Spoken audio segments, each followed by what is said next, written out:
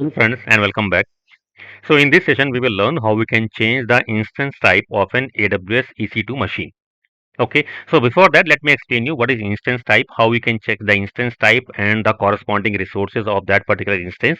Okay, and how the charges are allocated for that instance and how to change that.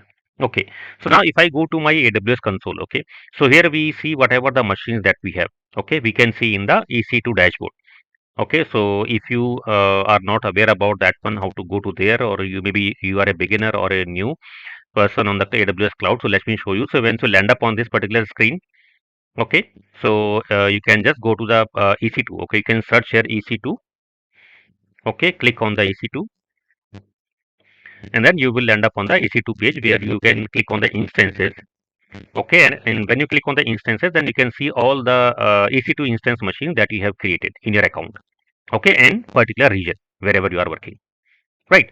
So now here, if you see, if I click on this particular machine which is running as of now, you can see here there's an instance type, right? So there's a T3.micro. Okay, so what is this T3.micro? For some machines, you can see it is T2.xlarge, T2.large, T2.medium. So whenever we create the EC2 instance machines in the cloud, okay, we have to select the associated instance type. So instance type is means what are the resources that are going to be allocated for this particular instance which we are going to create. Okay, like the RAM, associated RAM, and then your associated virtual CPUs or maybe the CPU and cores, and few more important resources are there, like, because AWS is a pay as you go model. So whatever the resources that you are going to allocate, you have to pay only for that.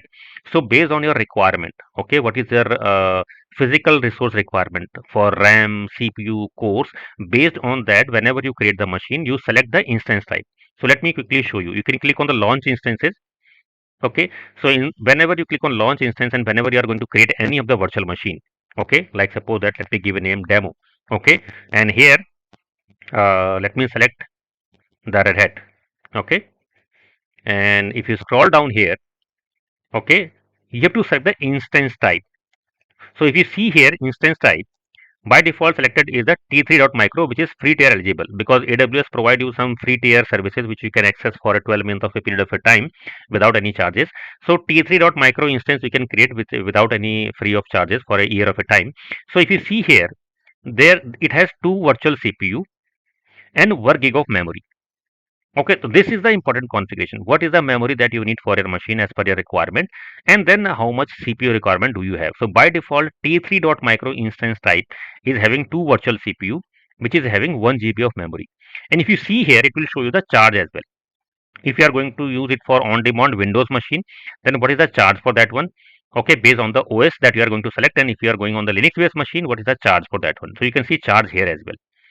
Okay, so this is called the instance type, right? So now it can be possible that when you have created a machine with some different instance type and then your load is getting increased, or you may need to change the instance type. So for example, initially you have created a machine with 2 GB of RAM, but tomorrow you need to convert it to 4 GB of RAM. So you don't need to destroy the complete instance, because you have every application, software, everything is running there. You cannot just destroy the machine just to upgrade your RAM or any CPU or cores. Okay, so in that case, what we can do, we can just change it, the instance type of that machine. Okay, it will automatically upgrade the resources for your machine. You don't need to destroy your machine. Okay, you can do it, but only thing is that you have to shut down your machine. That means whenever you are going to change the instance type, you will have an outage for that machine. You cannot change the resources when the machine is up and running. Okay, so now suppose that this is the particular machine, okay, which is the instance type T3.micro, which is running as of now. Okay, so if you want to know more about the instance type, you can click on here instance type. Okay, so here you can see all the instance types are listed here, whatever the valid instance type and the corresponding resources, or whether it is free or not, in the free tier or not. Okay, what is the virtual CPUs, what is the memory, what is the default storage is there, and then network performance, all these things you can see here. Now you want to search for any particular machine. Okay, you can go here and you have to select the particular filter. For example, you want to search based on instance type. So go for instance type, click on instance type equal to, then like T3 dot. So it will list all the T3. Okay, so as of now, my machine is T3.micro. Suppose I want to change it to T3.medium. Okay, so let me click on this one. So T3.medium will come with two virtual CPU and 4 GB of memory. But right now, I have this, my machine is micro. So if I go again back here and if I show you t3.micro, okay, so this is free tier eligible. So free tier is showing as 2. It has 2 virtual CPUs and only 1 GB of RAM. Okay, so you can see from instance type here as well. Now suppose that I want to change my instance type for a particular machine, and this is a machine where the current instance type is t3.micro. I want to change it to t3.medium. Okay, but as of now this machine is running. If I go to the actions and then instance setting, you can see a lot of options are gray out here, and one of the option is change instance type. This action is available when the instance is stopped. That means whenever you are going to change the instance type, the very first requirement is your instance should be down. You cannot change when your instance is running. For sure, you have an outage.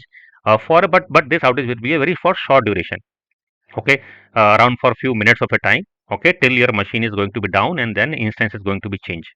Okay, and then you can bring up the machine and your services. So now suppose this is the machine. So now first I have to stop this instance. Okay, so once the instance is stopped, only after that I can able to change the instance type, right? So I have clicked on the stopping the machine. So now as of now it is stopping. So it will take some time to stop your machine. So you have to wait for that. Okay, so now you can see the instance is stopped. So now I can change the instance type for this machine. So go to actions, instance settings, then change instance type. Okay, so once you click on change instance type, okay, so here you can say new instance type, you can select here. So this is the default, which is the current one. So current one is t3.micro. Okay, now here I want to change it to t3.medium. So I will just write t3.medium and it will come here. Okay, now immediately you will see the comparison here. This is the current one. Okay, and what is the payment that I am giving as of now? Okay, on demand Linux pricing, what is the window pricing, how many virtual CPUs are there? Okay, and then if you are going to convert it to t3.medium, then what is the difference? So that the charge will get increased. Okay, you can see here the difference, right? The charge will get increased. The virtual CPU core will be same. There is no change in the virtual CPU in the t3.medium and t3.micro. It will be same. Two virtual CPU and one core. So one core means one physical CPU and two virtual CPU. Same here, but only difference is that you can see here your memory is going to change from 1 GB to 4 GB in the t3.medium, right? So this is a major change. So a lot of time we have a requirement where we need some extra memory, so we can change the instance time from here. Now if you scroll down, then you have some options here: use default CPU options or specify CPU options. So apart from the memory which is going to change here, I have shown you here, you can see here the default is virtual CPU, one virtual CPU, sorry, two virtual CPU, right, with one core. Now you can degrade it if you want. You can degrade it because your requirement, suppose that your requirement is only you need the high memory, but to customize your cost, okay, to optimize your cost, you can specify the custom CPU requirements here. So by default you can see here it is two virtual CPU and one core. So which is showing here two threads per CPU core and across one core. So this is one core means this is a one physical CPU, and we have a two threads per CPU core. That means two virtual CPU, which is showing here. You want to save some cost and you can want to change to only one virtual CPU. So you can change it here like this one. Okay, active CPU, virtual CPU. So if you want, you can optimize this cost as well if you required, right? So once this is done, you can just click on change instance type. Okay, so it will hardly take couple of seconds, and within a second of a time, okay, then your instance time will get changed.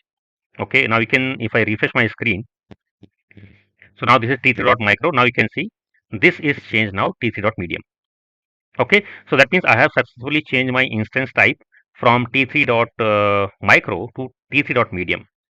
Okay, the only difference is that you have to stop the machine which has a outage for your application for sure. Okay, so but in the production we have the multiple machines in the clusters. Okay, so what we do in the rolling fashion. So we, if we have a multiple machines and we want to change the particular instance type, so we can do in the rolling fashion one by one. So we should not have the complete outage for our applications. Okay, so now hope you understand how, what is the instance type, what is the pricing for that, how we can identify the different instance type and the corresponding pricing. Okay, and then how to change the instance type of a particular EC2 machine in the AWS cloud.